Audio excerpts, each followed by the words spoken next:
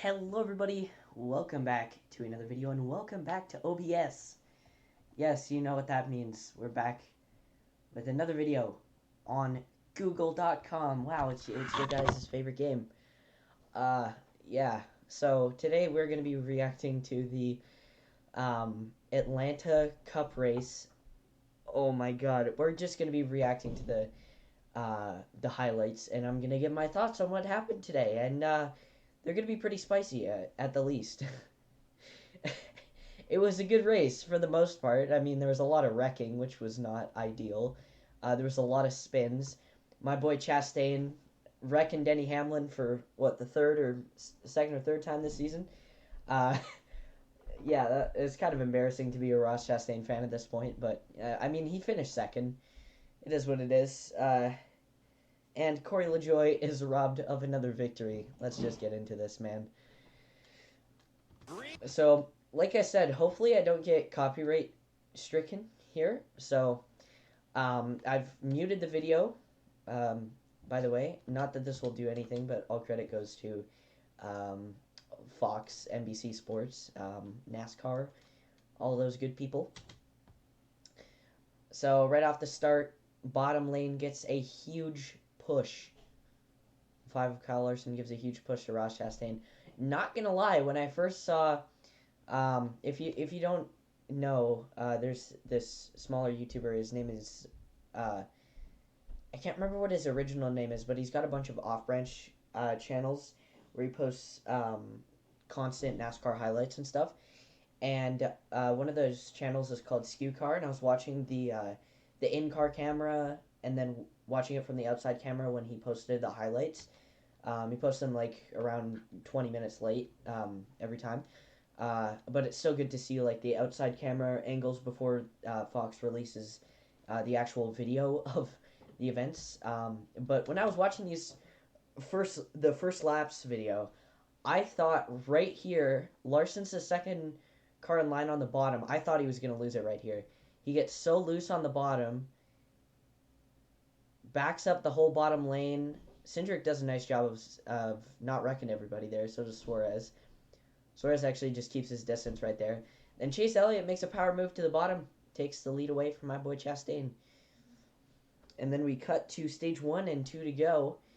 The stage 1 winner, I believe, was Chase Elliott. I'm not sure if he swept the stages. I can't remember who won stage 2. It may have been Elliott. It was somebody up inside the top 3 when Ross Chastain, or no, when I can't remember what spin. Oh, it was Alex Bowman's spin, I bet, that caused the caution. So this is the final lap of stage 1, and Elliott gets it done. And I was like, okay, stage Elliott for stage 1, all good. And then right here, I thought Chastain was out. He pushes Martin Truex Jr. in the corner. At this point, I was going, Ross, no, Ross. And if you didn't see it, Austin Dillon takes a hell of a lick into the outside wall here. This has got to be one of the hardest hits of the season. McDowell gets turned right into him. Ouch. Head on into the outside wall. You see his destroyed car in the bottom of the racetrack there. At this point, I was going, oh, Ross. No, Ross. He's claimed his first few victims of the day.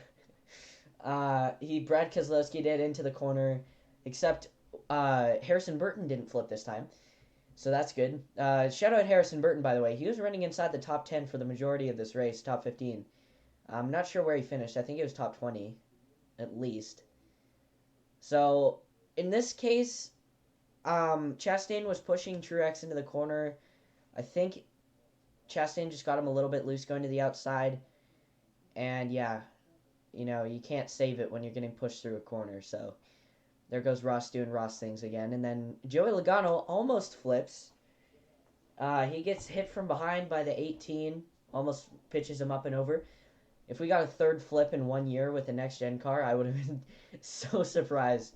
But you can see here, there goes McDowell. He tags Austin Dillon. And right there, Logano almost goes up and over. He's that close to going over, but luckily the roof flaps do their job. Chris Buescher has a flat tire. Oh yeah, this is when he hits the wall on the outside. This is a cut. So this was what? This was stage 2, right? Yeah. So that's about halfway through stage 2. Chris Buescher hits the wall on the outside. Now the Alex Bowman spin, I was actually watching from Denny Hamlin's perspective, and he just spun out right in front of Hamlin, which was pretty crazy. It was a pretty crazy onboard shot. There's Chase Briscoe also doing Chase Briscoe things. This time he did not end up collecting somebody else in his attempted slide job, which was good. I guess he perfected that slide job technique because he popped all his tires. So here you go, 2 to go in the second stage. I believe it was actually Chase Elliott that won the... He swept all stages, wow. Now that's another thing that I can add to the end, and you'll see what I mean. So Tyler Reddick unfortunately gets taken out in one of those wrecks. And this I was watching on board with Denny Hamlin. You see him in that Coca-Cola car back there. By the way, A-grade paint scheme for both Bowman and Hamlin. I just want to say that right now. Both of those guys, perfect paint schemes, bruh. So, yeah, that ended the stage. That was the final, that was the final lap of stage 2. So, there's your stage 2 finishers. Elliott, Reddick, Keselowski somehow got into the top 3 for that. That's a good points day for him. He is not making it into the playoffs this season, unfortunately, though. Blaney in the 12 gets 4th. Kurt Busch 5th. And you can see Harrison Burton gets 7th. LaJoy in 10th. Man, every time I say LaJoy now, it just pains me. Okay, this is a big one, part 2. Bubba Wallace gets caught up in it. And this time it is a driver error. It's not a pit crew screw-up. That's just Bubba trying to avoid... Ends up getting caught up in the mess. Nothing he could do. Nothing Brad Keselowski could do. Bubba actually did quite a good job of not getting damaged. But the real dagger in the chest here was, of course, Tyler Reddick being taken out in this wreck. The bad luck streak continues. At least he's actually in the playoffs now. But Garrett Smithley running inside the top 15 in a Rick Ware racing car at one point 2 to 3 laps down. Just loses it on the outside. Rookie mistake. It's tagged by Ty Dillon. William Byron had a great car today as well. Todd Gilliland got caught up in it. He was also running inside the top 10 for the majority of the race. Now for this one, it happened behind Hamlin, but they didn't show the in-car camera, like the behind version, or the rear end in-car camera. So the caution just came out, and I was kind of wondering what it was for. And then I checked the skew car highlight, and then it was just like a huge wreck. So, yeah. The 5 kind of shoved the 42 into it. I don't know how he didn't get caught up in that. Also, by the way, nice job, Michael McDowell, not getting any damage in that. Okay, good thing this is muted, because I would get in so much trouble. Alright, there we go. Guess I have to shout out Corvette now? I don't really know how this works. And then... this is what, 71 to go in the final stage. Kyle Busch gets caught up with Cody Ware, I think, and Landon Castle. Yeah, Cody Ware actually saves it initially. Wow, what a surprise, right? And then he wrecks it going down the back straightaway. He couldn't save the car. Long story short, he couldn't save the car. And poor Landon Castle was just like right in the middle of this. He barely avoids Kyle Busch spinning. And then when the 51 spins back up the racetrack, he just barely gets missed by the 51 right here. Gets loose on the bottom, on the apron there. Nothing he can do when you're driving a Rick Ware racing car, or if you're just Cody Ware. There's nothing you can do to save that race car. And it goes around and heavily into the outside wall. So this is with 15 to go. This is where Ross wrecks Denny for the second time in the season. And man, at this point I was going, oh, Ross, you're just digging yourself a deeper hole here. Like, look at this. What was that? It just slides up into him. I mean, understeer, maybe. Intent, maybe. You could call it what you want. But at the end of the day, Ross Chastain still ended up wrecking Denny Hamlin. And Denny Hamlin still ended up being pissed at Chastain. And Chastain still ended up being emo in the interview. So I guess there's really nothing you can do to help him. And, of course, Brad Keselowski gets caught up in it because apparently he can't drive a Roush car. Sorry, Ed Soundhead. Anyway, after that, we got the 4 to go restart. Oh, this is pain. This is just pain. Every time I watch this is just pain. So, Corey LaJoie here. He's on the bottom in the Race Energy car looking for his first career victory in the Cup Series. First career NASCAR victory, maybe? I don't really know if he had a victory in the lower series. But he's the control car. He's got Ross Chastain behind him. Chastain actually doesn't give him a push here.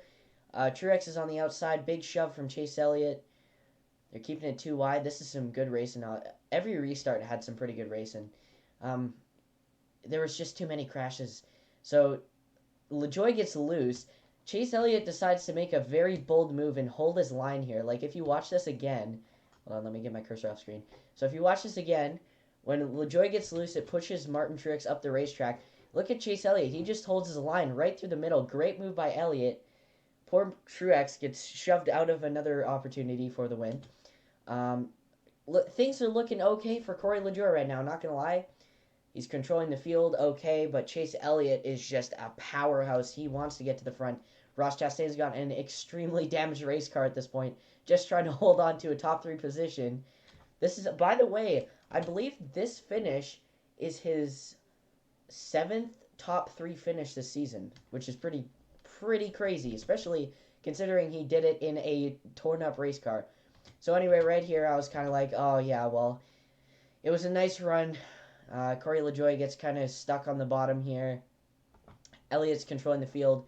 I'm like, oh yeah, it's pretty much over at this point. I'm kind of rooting for Erik Jones here on the outside, but then I'm like, oh wait, here comes LaJoie. He's getting a run. He's going to get the lead back. Oh, by the way, just for the record, I can't prove this, but just to point it out, Corey LaJoie was 100% and utterly my only pick for this weekend. I mean, I think Elliott, Chastain, and Blaney were my side picks, because I know they're all strong at super speedways for sure. So at least one of my side picks ended up winning the race.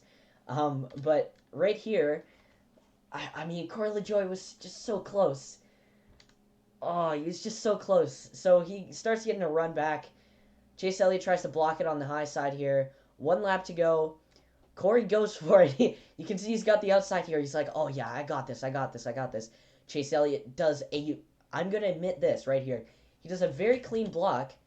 Corey LaJoie almost gets wrecked by Erik Jones right here, going for the lead. He gets a huge shove by Erik Jones. Tries to take it to the outside here on Elliott. Now this is where all hell breaks loose.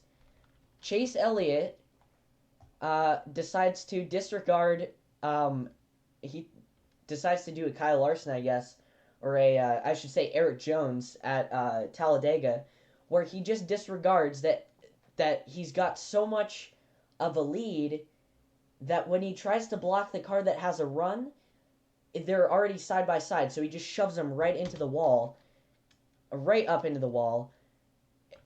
It just hurts to see, because Corey LaJoie had such a good chance at getting a really solid finish. You know, he got his first ever top 5 finish at Atlanta earlier in the year. He's got this place figured out, man. Next year, he's going to get another top 5, and he's going to get a win at some point.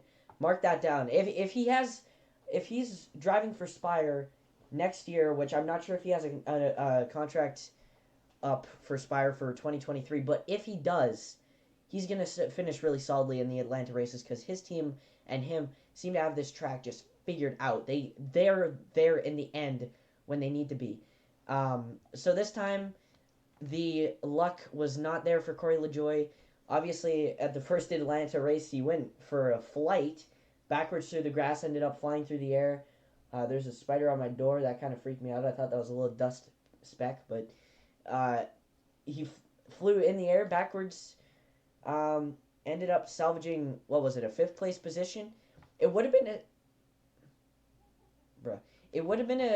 I think a 6th place, but Christopher Bell got penalized for passing below the double white line, I think. So he ended up getting sent back to like 20th or something, which kind of really sucked for him. Oh, by the way, poor Christopher Bell this race, man. So he had a spin late in the race. He was running top 10 the entire race. Late in the race, I was thinking to myself, I should have picked him as one of my picks.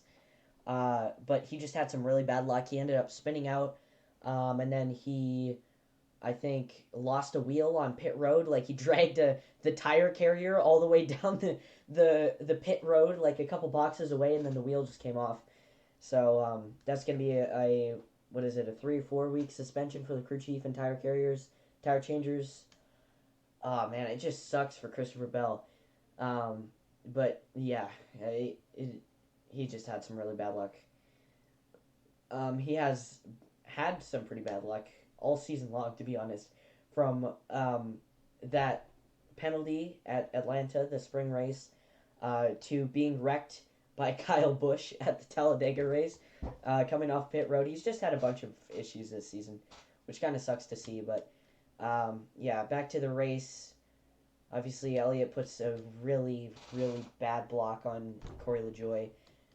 Sends him into the outside wall. This is very reminiscent of, like I said, the block earlier in the year by Eric Jones at Talladega.